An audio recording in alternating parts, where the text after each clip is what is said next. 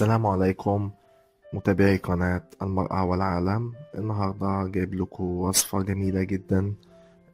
هو عبارة عن ماسك للوجه والبشرة للتبييض. المكونات بتاعنا هنحتاج معلقتين كبار من البطاطا، ومعلقة واحدة بس نشا، ومعلقة واحدة لبن بودرة، ومعلقتين زبادي أو ياغوت. اوكي، هنبدأ بتحضير الخلطة بتاعنا. طبعا معلقتين البطاطا هنحط عليهم معلقتين الزبادي، ونبدأ اللي احنا نطحنهم مع بعض. اوكي، زي ما انتم شايفين معايا في الفيديو.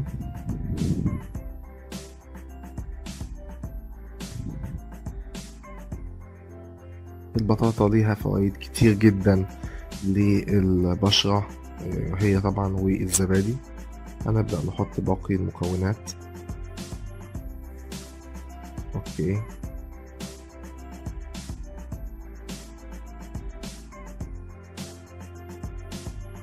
تمام.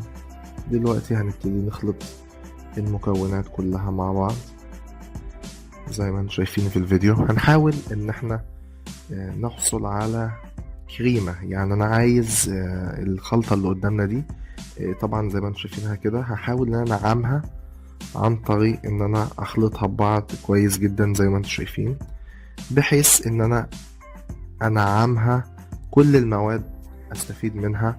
اوكي، طبعا بعد ما نعم الخلطة هحطها على وجهي لمدة نص ساعة، أو على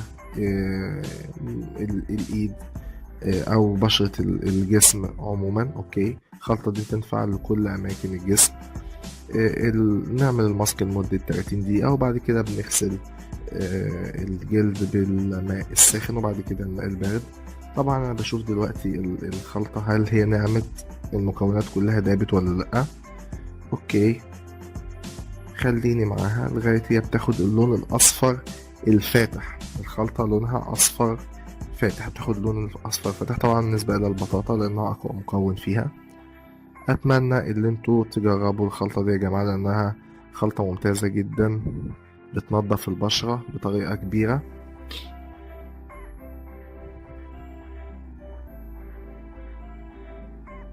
أوكي، دلوقتي الخلطة بقت جاهزة. طبعا هستخدمها على ايدي كتجربة لحضراتكم برضو. اتمنى تجربوها وتقولوا لي رأيكم في الكومنتات. مستنيكم.